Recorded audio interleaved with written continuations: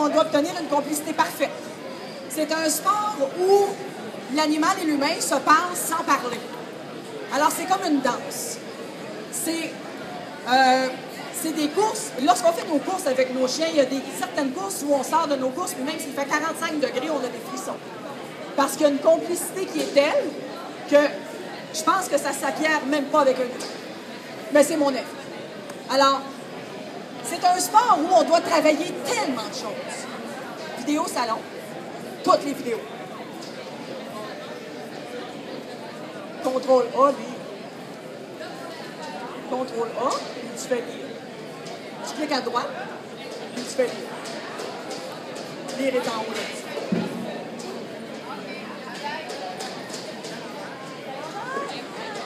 Merde! Vous allez me voir courir la tête en bas. Non, mais chez nous, est à l'endroit. C'est ici que vous êtes à l'envers. Alors, tout au long, vous allez voir des vidéos déroulées, mais malheureusement, c'est à l'envers. J'ai aucune idée pourquoi. C'est vive la technologie.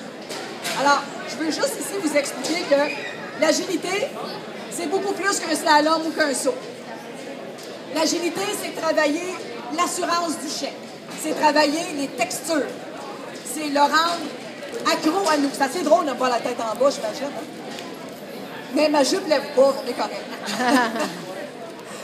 Alors, dans le travail de l'agilité, on doit apprendre aux chiens à devenir des accros des planches. Pourquoi? Pourquoi vous allez me dire accro d'une planche? Je veux jamais que mon chien aime courir sur le gazon. Je veux qu'il prenne les obstacles. Je veux qu'il aille le plus rapidement possible. Alors, moi, ce que je fais, c'est que je travaille au clicker. Je vais demander à Shakira de se coucher. Shakira? Shakira? Oui, il y a un chien là-bas. Il est dans ma main. Couche ici. Elle n'était pas contente de voir le chien. Couche. Alors, si je veux travailler Fredon, on va dire qu'il c'est rien. Et que j'ai une planche ici. Pourquoi une planche? Vos obstacles sont en bois. Alors, je vais avoir un chien qui aime aller sur la planche. Allez-vous. Alors, j'entraîne mon chien tout simplement à marcher sur la planche et je clique tout simplement les décisions que mon chien va prendre. Je ne l'ai jamais forcé à aller sur une planche. Alors, je le rends addict au bois. OK, fini. Hey, ready? Oh, good boy. Alors, lui, son objectif dans la vie, c'est d'être sur des planches et des obstacles. OK, allez sur l'eau. Ça l'initie tranquillement au ballon. Ça, si j'ai un chiot, un bébé chien, je vais l'initier au ballon parce qu'éventuellement, il va avoir une balançoire. Ça se peut que les obstacles soient un petit peu instables si jamais il est mouillé. Normalement, les juges font très attention que tout soit bien correct, mais on veut que le chien soit confiant. Alors ça, c'est une première approche. Deuxième approche, je veux qu'il aime suffisamment le bois pour grimper même s'il n'y a pas de grippe. En bas, va-t'en en bas. Vas-y, allez, spot. Ouais. Alors, même, il se tient. J'ai pas besoin de couper les griffes, hein, vous savez, mesdames, messieurs. Pas besoin de couper griffes de même. Alors, mon chien fait « Ouais, j'aime le bois, j'aime les planches. » Donc, ça fait un chien qui est complètement accro au bois. Alors là, je commence à travailler mes fondations. Mais mis à part ça, qu'est-ce que je dois avoir pour avoir un chien qui est capable de me suivre dans les obstacles et de travailler? Je dois avoir une complicité. Alors, je vais juste tasser ça ici. Je vais donner mon afghan juste à ta main, ici comme ça. Hey, ça y est, je cours plus la tête en bas. Fredon ici. Alors, si je veux une complicité, viens ici, Fredon. Lui, il veut constamment travailler. Alors, vous observez bien mon chien. Observez-le bouger. Il va aller partout où est-ce que mon corps va aller. Il va essayer. Yes.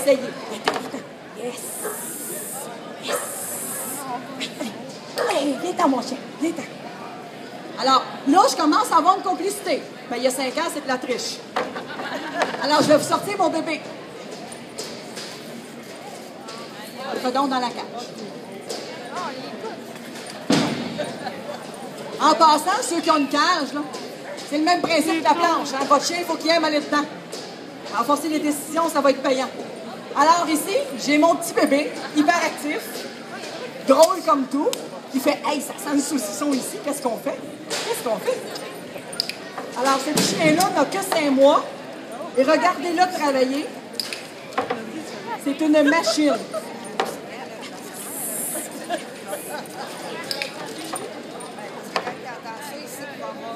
Alors, j'ai ici déjà, à 5 mois, un focus, une complicité et le désir d'aller sur les planches. Quoi de mieux?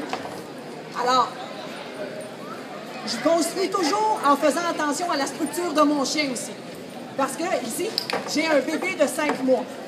Je dois comprendre et toujours réaliser que ce petit enfant chéri-là, une boîte de toilette, mon petit tout nu, il est en pleine croissance. Alors, je dois toujours faire attention. Mes sauts sont jamais hauts. Il n'y a jamais de gros impacts forts. C'est très important pour ses pattes. Alors, je veux former un athlète, je ne veux pas le frapper. Alors, j'ai ici un petit chien qui est hyper motivé. Donc, ma technique d'entraînement est basée essentiellement sur le R+. Certains diront, mais pourquoi tu prends une clicker? Et moi, je leur réponds, j'ai pas de temps à perdre. J'ai pas de temps à perdre. Moi, j'aime ça quand ça va vite. Parce que moi aussi, je suis un peu hyperactive comme lui, ça, tout en passant. C'est pas facile pour mon entourage de vivre avec moi. Vraiment pas. Allez, viens. Ouais. Alors, j'ai une belle complicité, j'ai le plaisir de travailler, j'ai tout ce que je veux avec ce chien-là. Fait que là, je fais OK. Faut que je ne dois pas faire fi de son tempérament. C'est un chien qui va de l'avant, qui est hyper, mais je dois aussi lui apprendre à arrêter. Viens, assis. Alors, si lui, j'arrive pour l'arrêter, il recommence. Vous voyez, ça n'arrête plus. Alors, il est rendu là maintenant. Il veut tellement que je dois lui apprendre à arrêter. Donc, qu'est-ce que je fais? Je vais lui dire, viens, donc on va jouer ensemble. Viens ici, viens ici, viens ici. Alors, on va jouer, il va apprendre à s'amuser un petit peu par lui-même, sans nécessairement être toujours en train de travailler.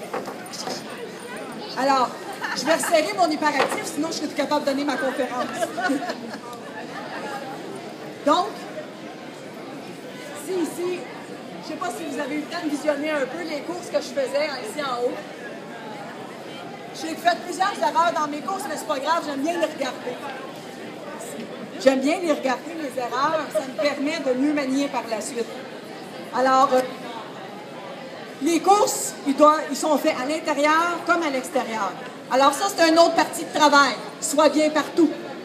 C'est pas facile. Ici, je vois qu'on a plusieurs chiens, un peu partout.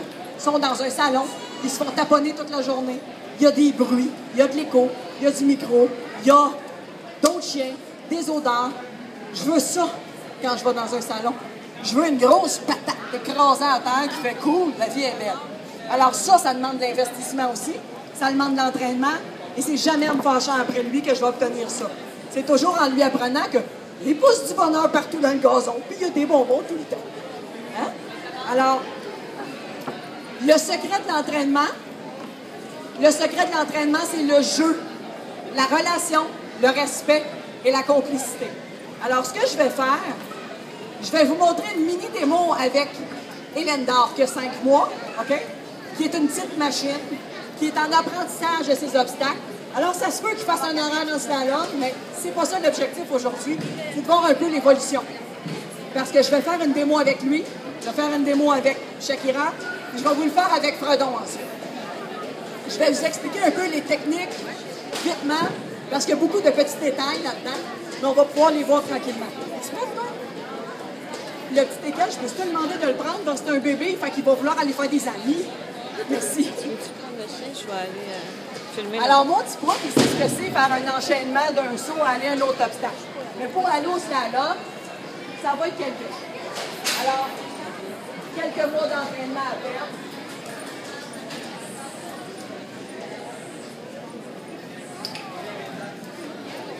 Alors, ce chien-là, je pense que j'ai entraîné son slalom 10 fois, puis c'est bon. Alors ici, je vais vous expliquer le slalom. Le chien va toujours rentrer à gauche. Ici.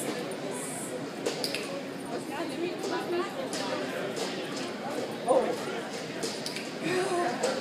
Alors il a fait son slalom, je pense, 10 fois. Mais regardez comment il aime prendre les barres.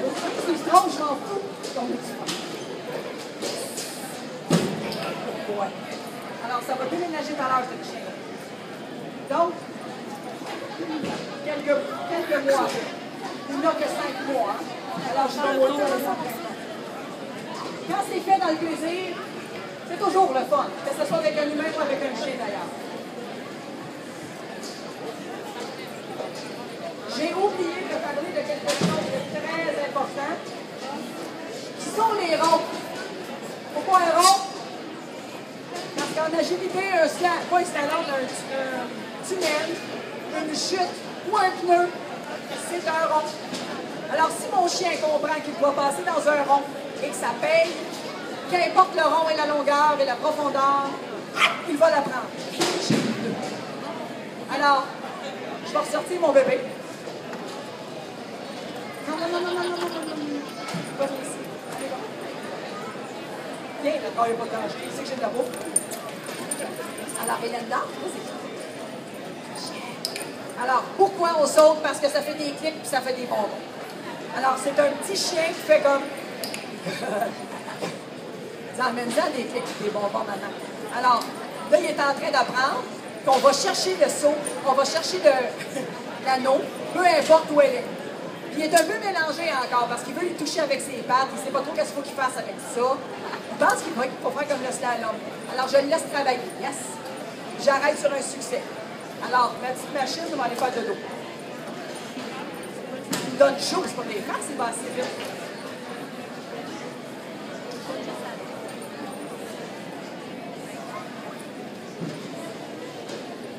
Alors, pourquoi 3 types de chiens différents? Parce que j'adore les défis. J'adore les défis. Parce qu'ici, au Québec, il n'y a aucun afghan qui fait de l'agilité. C'était la première et malheureusement, elle est classique grade 4. Elle est vouée à faire une courte vie. Mais je me suis dit, vivons heureux et ayons du plaisir. Alors, je vais vous présenter ma petite cocotte qui va faire tout simplement un saut slalom. Je vais essayer d'aller chercher de la vitesse, mais c'est pas évident parce qu'un, ça crée une dystopie. Puis 2, il y a des chiens alentours qui intimident un petit peu.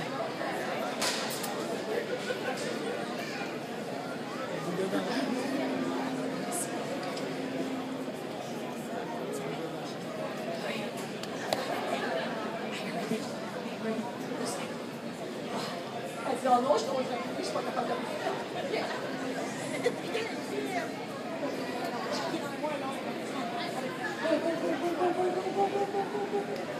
Oh, tu es contente de moi. Elle est très facile, hein? C'est un afghan, ne l'oublions pas. Alors, normalement, sur un terrain, elle est beaucoup plus hyper que ça.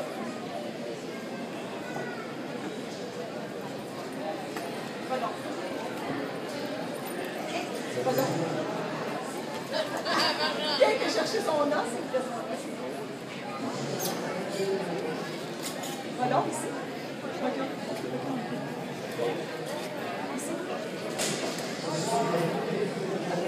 Voilà, on voit que c'est un gars qui est à niveau intermédiaire, alors quand mon corps va quelque part.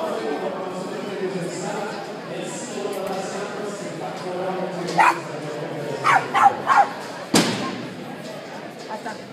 OK. Alors, la motivation de mon chien à travailler, ça va être soit manger, ou encore toquer. Ce que Shakira faisait tout à l'heure. Le tog va donner un plaisir immense. Le tog va donner un plaisir immense au chien. Alors oui, tu mérites de finir, sinon on va parler. Alors certains diront, ouais, mais il travaille juste parce que tu as de la bouffe. Si tu n'as pas de bouffe, il ne travaillera pas. Et ce n'est pas vrai. Excusez, j'ai un petit peu de misère avec le fil, la patate dans la bouche, les cheveux. J'ai un petit peu mal prise. Alors, pardon? Assis. Pas de bouffe. Pas de liqueur. Attends. OK, go slalom. Encore, go slalom. Go. Ici, pardon. Pardon. Prends-en de la distance. Go. Vraiment. Go slalom. Encore slalom. Yes. Push. Good boy. Alors, j'ai pas de bouffe. Je suis un bonbon. Comprenez? Le renforcement positif, c'est comme un billet de 10-49. Mon chien va l'acheter à tous les semaines, va être de gain. vais là en voter en alors, j'ai pas besoin même que mon chien travaille mieux, pas de bouffe. Parce que quand j'ai mes étudiants, puis je travaille avec les chiens de mes étudiants, j'ai une pochette. Quand je travaille avec mon chien, j'ai pas de pochette. Alors quand j'ai pas de pochette, je fais yes, elle travaille pour moi. C'est elle le jackpot pour moi aujourd'hui. Si j'ai une poche, pas qu'elle il fait comme de toute façon, tu vas aller voir le chien du voisin. Alors, il a comme rapidement compris la game. Donc, ayez pas peur de les gâter, vos chiens. Ayez pas peur de jouer avec eux, de vous coltailler, de faire connaissance. C'est la meilleure façon de faire connaissance avec son chien, c'est jouer avec lui et de bâtir une relation de confiance. La vidéo est terminée. On peut juste remettre le PowerPoint, je vais pouvoir clore tranquillement. Alors, pendant que madame réinstalle le PowerPoint, certains diront, moi, comment fais-tu pour que ton chien comprenne qu'il faut qu'il rentre et qu'il sorte à telle place?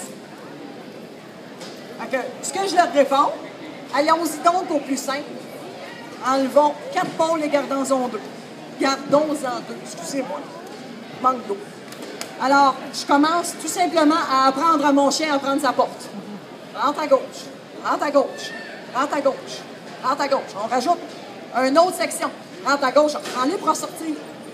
Alors, mon chien apprend graduellement. À prendre les pôles. Il y a beaucoup plus de côté technique que ça que je ne vous explique pas, parce qu'on pourrait passer juste 4 heures à parler du slalom pour faire des techniques d'entraînement. Puis là, vous allez trouver ça long parce que vous n'êtes pas aussi maniaque que moi. Alors, mon Dieu, on voit les images. Ça, c'était au stade olympique. Ça, c'était à Sherbrooke.